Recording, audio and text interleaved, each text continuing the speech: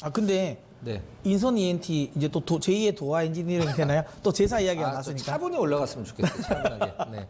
좀 이따가 또 깜짝 놀랄 정보 하나 있잖아요. 아, 근데 네. 제가 한번 말씀드리도록 하겠습니다. 짐 로저스와 관련돼서 오늘 좀 약간 얘기를 해보려고 하는데, 우리가 보통 뭐 투자의 명인이라고 하면은 우리 문전문가님은 한 명만 꼽으라 그러면 누구라고? 아 이거 한 명 꼽으라면 박근호 전문가님을 제가 꼽고 싶은데 저는 이제 그 레이 달리오를 좀 좋아합니다. 아, 저는 잘 모르는 분인데 잠깐 설명 좀. 네. 그러니까 전 세계에서 그러니까 지난해 기준으로 연봉을 제일 많이 받으신 분이에요. 아, 그 몇 조 원 받으신다는? 그래서 3조 원. 연봉으로 3조 원 받으시는 분인데. 하루 일당이 얼마인가? 그러니까 우리가 생각하면 연봉이 3조면 사실 상상이 안 되지 않습니까? 그만큼 이제 투자 운용 실적 자체가 좋은 분이고요. 이분 같은 경우가 약간 그러니까 인사이트가 좀 뛰어나신 분이에요. 그러니까 예전에는 존 폴슨이라는 그러니까 이 분과 지금 경쟁 관계였는데요. 존 폴슨 이분이 금에 투자를 잘못해가지고 흔히 말하는 폭망이 돼버렸어요. 그러니까 서로 약간 물고 뜯었어요. 그러니까 레이 달리오 같은 경우는 금은 그러니까 매도가 맞았다.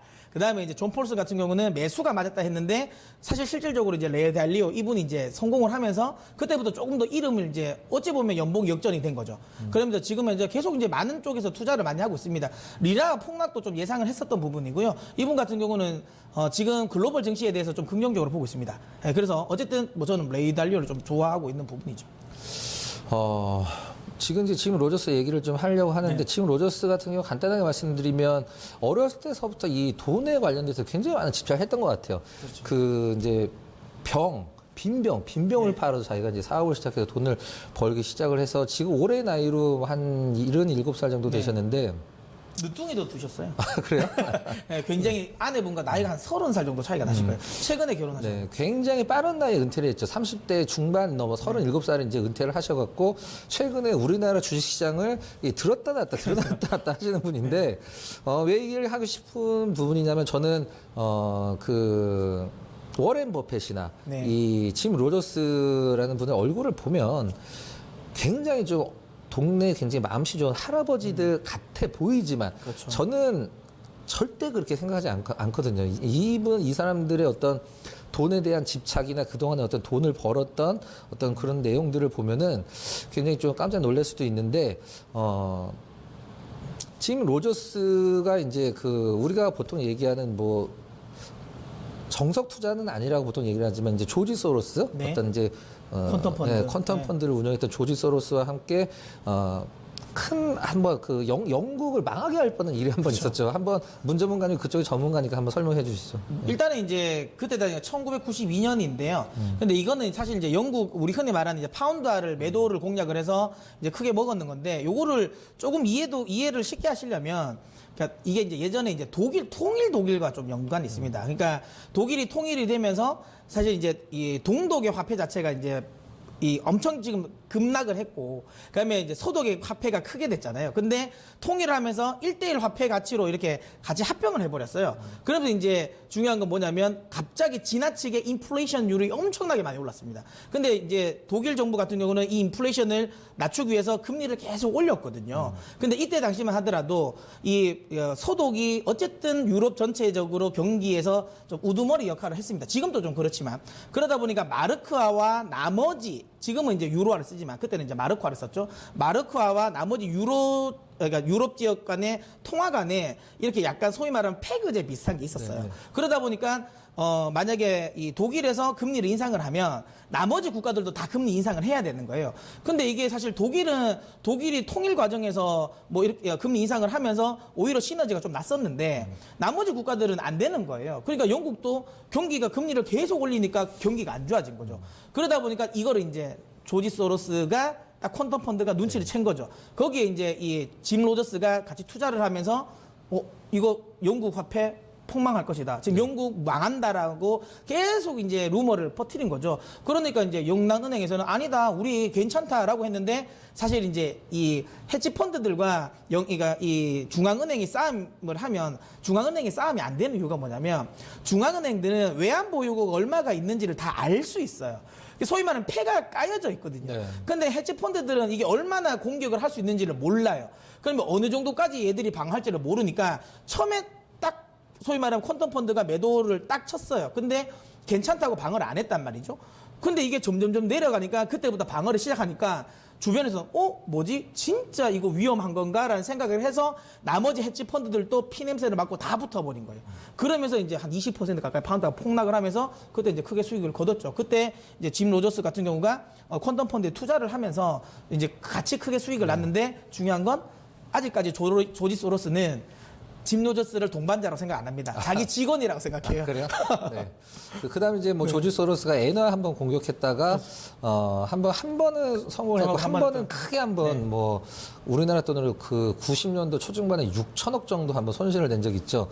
근데 이 짐 로저스는 원래 지금 북한에다 전 재산을 투자하고 싶다라고 얘기는 했지만 사실 원래는 이게 중국에 굉장히 많은 러브콜을 보냈던 사람이에요.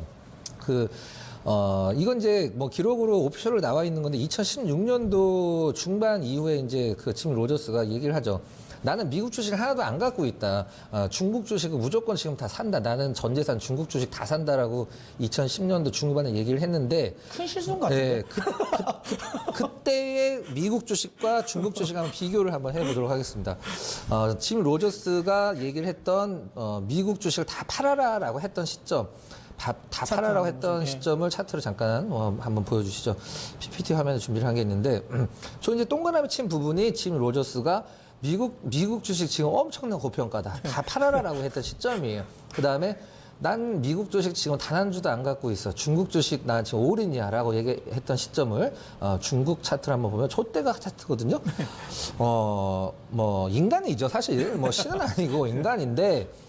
우리 또 이 어떤 짐 로저스로 인해서 이건 여담이긴 합니다만은 가장 많이 오른 종목이 아난티 아니에요. 그렇죠. 근데 우리 이제 그 야인시대 투자자분들, 시청자분들 이거를 좀 참고를 하셔야 되는데 많이 올라간 주식이 있으면 그거를 따라잡을 생각을 하지 마시고 그 다음에 뭐가 올라갈 게 있나라는 생각을 하셔야 되거든요. 이제 이거는 제가 뭐 문전문가님 파트너라고 얘기를 하는 게 아니라 뭐 같이 나오는 사람 제가 부각이 되지 뭐 이 사람이 부각돼서 뭐 하겠어요. 근데 용평 리조트 아난티가 올라갔을 때 용평 리조트를 추천을 해서 우리가 보통 얘기하는 평생 한 번도 겪어보기 힘들다는 점상을 겪은 분 아니에요. 뭐 용평 리조트에서 어떤 힌트를 얻었길래 아난티 용평 리조트 산 거죠? 그 사실 이제 아난티 쪽은 아무래도 좀 비싼 게 맞았죠. 근데 똑같은 리조트 사업을 하는데 사업 대비해서 굉장히 용평 리조트가 저평가가 돼 있었고 그때 제가 이때 진짜 쉬운 진단에서도 이야기를 하면서 통일교를 주목을 해야 된다.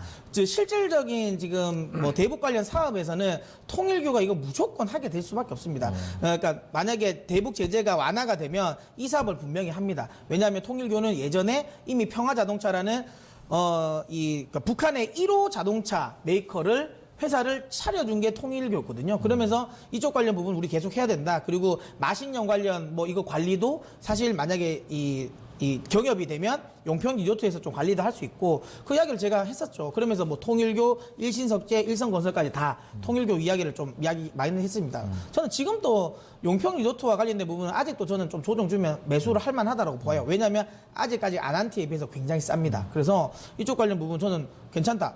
저는 뭐 짐 로저스가 아난티를 좋아하지만 중요한 건 뭐냐면 지금 아난티 같은 경우는 저 중국 법인 쪽에 있는 2대 주주들이 다 팔고 나가버렸잖아요. 그래가지고 제 생각에는 이쪽은 조금 이제는 너무 짐 로저스는 좀 우려먹는 게 아닌가. 짐 로저스는 아난티에 투자할 생각이 별로 없는데 자기만 지금 투자를 하려고 하잖아요. 자기 거는 자기가 알아서. 그리고 뭐 그래서 저는 이쪽은 너무 짐 로저스 쪽에 너무 집중하는 것보다는 오히려 지금 다른 본질적인 부분을 또 여의도 가면 트럼프 월드라고 오피스텔 있잖아요. 알죠. 그 트럼프 지금 미국 대통령이 그 이름만 빌려주고서 150억인가 받았거든요. 50억인가 150억인가. 네. 약간 그런 느낌? 그리고 충분히 전 다 걷어간 것 같아요. 수익은 4위 이상 하나 딱 걸쳐놓고. 짐 로저스는 다시 한번 말씀드리지만 우리나라가 아니라 원래 중국에 대해서 굉장히 그래서 싱가포르 살거든. 중국어 가르치려고 자녀들을.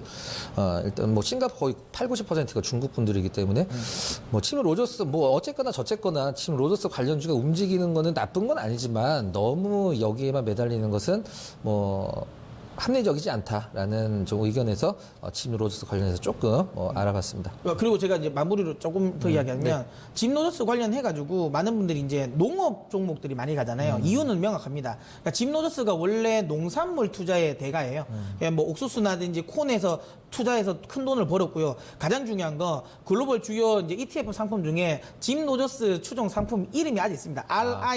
RISA라고 그냥 짐로저스 국제 곡물 지수가 따로 있어요. 그만큼 곡물 관련 농업과 관련된 해가지고는 짐로저스가 어느 정도 글로벌적으로 이름이 좀 알려져 있기 때문에 그래서 농업주 관련 종목들은 짐로저스가 이야기할 때마다 좀 갈 수 있으니까 뭐 그런 관점에서는 좀 보셔도 되지 않나라는 이야기 드리고 싶네요. 네. 자, 두 번째는 이제 IT 섹터와 관련된 이야기를 저희가 좀 해보겠는데요. 최근 들어서 IT 섹터가 관련 종목들이 많이 갑니다. 오늘 또 IT 대형주들이 급등을 했었거든요. 그러니까 지금 이제 여기서 이제 이야기 나올 수 있는 게 그러니까 지금 최근 들어서 우리가 주도주라는 이야기는 한동안 안 했었잖아요. 그리고 주도주가 없다. 시장의 주도주가 어딨냐라는 거였는데 지금 딱 최근 들어 놓고 보면, 그러니까 올해 딱 놓고 보면 확실하게 주도주는 IT라고 저는 생각 들거든요. 반도체, 그 다음에 뭐 장비 소재, 그리고 최근 들어서는 이제 이 스마트폰 관련 부품주들까지 다 같이 해서 IT 전체 섹터가 뭉쳐서 좀 올라가고 있지 않습니까?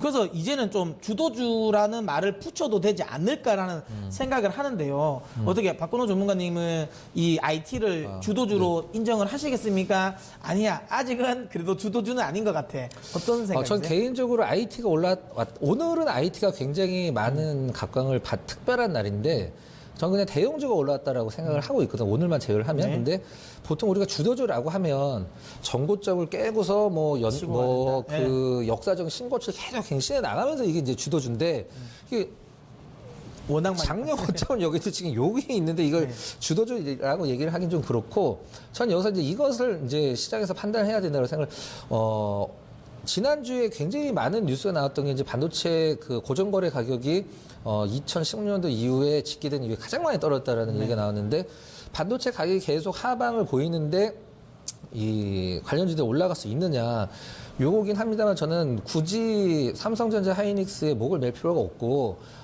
삼성전자 하이닉스가 작년보다 올해 실적이 더 많이 나올 수는 없어요. 솔직히 말씀드립니다. 그거는 솔직히 힘들잖아요. 그건 주가는 모르겠고. 그렇죠. 작년보다 올해 실적이 더 나오기는 힘들단 말이에요. 지금 현재 상황으로 봤을 때. 근데 작년보다 올해 실적이 더 나올 수 있는 어떤 1.5선에 있는 IT 기업들도 사실 있어요. 삼성전기도 제가 봤을 때 작년보다 올해 실적이 더 나올 수도 있고. 그렇죠.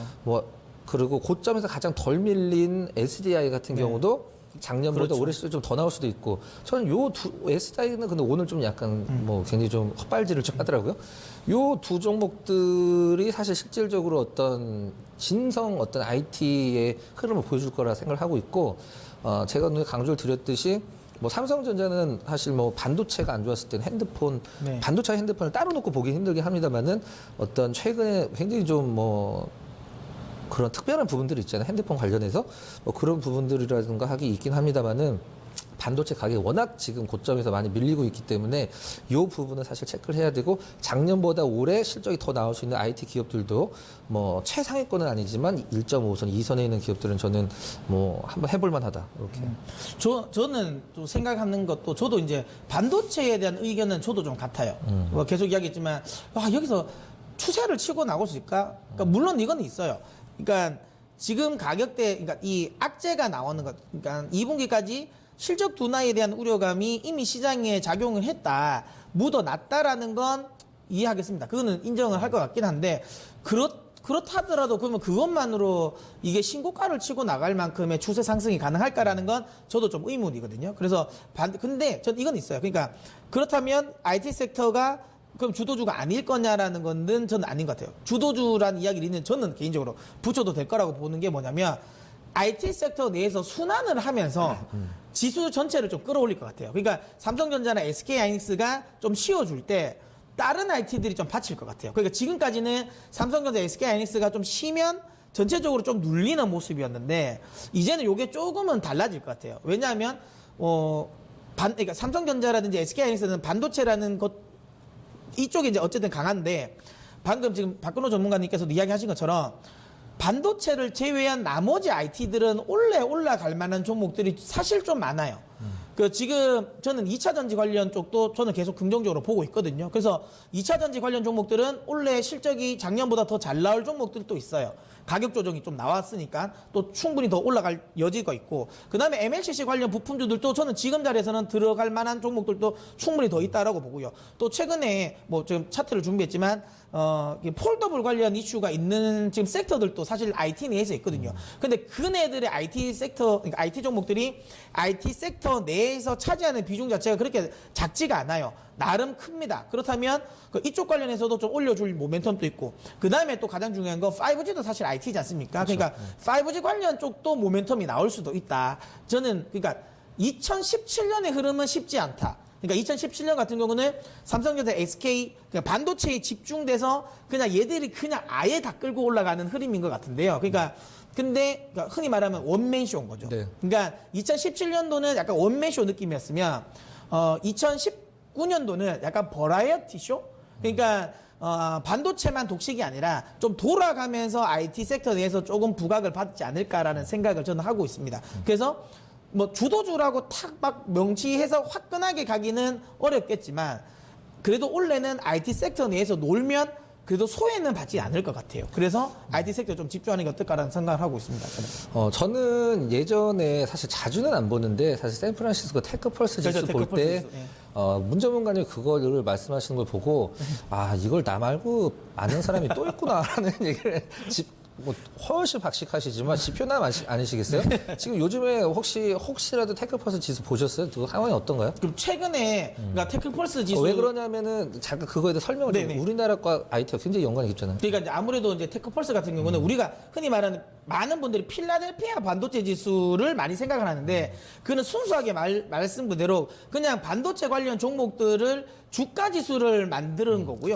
테크펄스 같은 경우는 우리가 조금 더 쉽게 이야기하면 그 미국의 이제 제조업, ISM 제조업 지수처럼 제조업에 한해서 소위 말하면 뭐 신규 주문, 그 다음에 뭐 그 고용부터 해서 가격까지 다 매기는 거거든요. 근데 그게 미국 내에 있는 IT 기업들의 소위 말하면 신규 생산, 그 다음에 가격, 고용까지 다 통틀어서 나오는 흐름인데 나쁘지 않습니다. 그러니까 이게 자체가 나쁘지 않아요. 흐름 자체가 여전히 지금 기준선 위를 올라오고 있고요. 이게 추세가 꺾인 모습이 아니거든요. 그래서 충분히 제가 보기에는 해볼 만한 시점입니다. 그래서 제 개인적인 생각은 그거죠. 미국 쪽에서의 IT 기업들이 요즘에 보면 아시겠지만 생각보다 안 죽어요.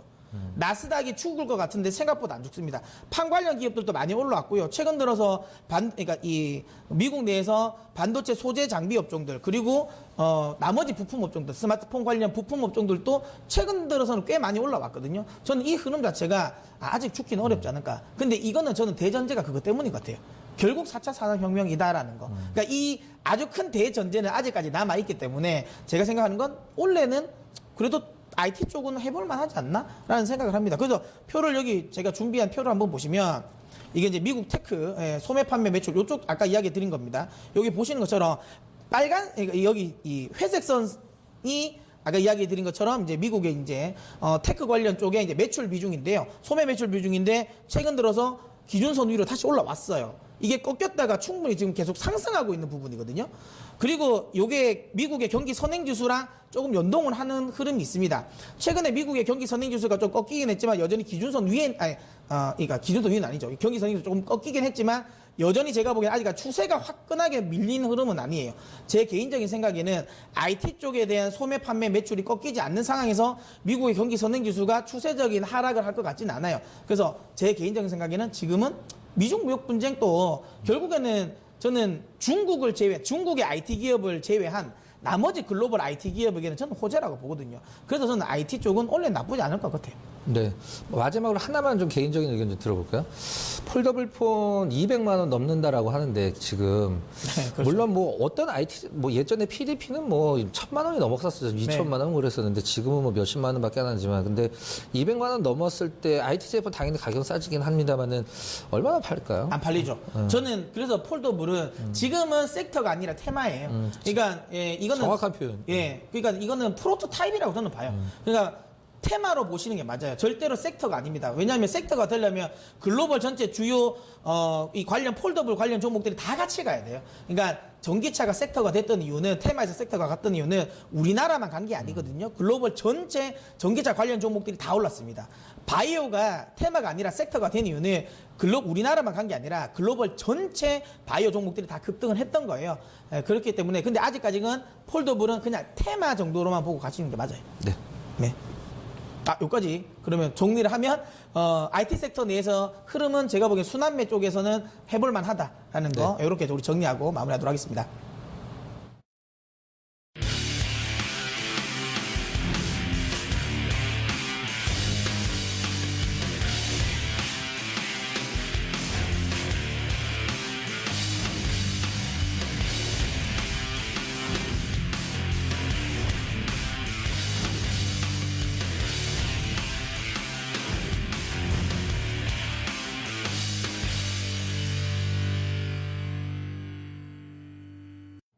자, 2시간 동안 우리 시청자 여러분들 함께 하다가 1시간 10분으로 줄으니까 너무 진짜. 아쉽기도 하고. 후딱 가네요, 예, 시간이. 이게 뭔가 좀 예고편만 보여드린 듯한 그런 느낌이 들어서 많이 아쉽긴 한데, 우리가 보통 얘기를 하자, 양보다 질이라는 얘기를 하는데, 저희 박근호 문서진 박근호 화요일 야인시대 팀 다음 시간서부터는 조금 더 시간과 관계없이 알찬 분석 내용으로 여러분들 찾아뵙도록 하겠습니다. 자, 시청해주신 시청 여러분, 감사합니다.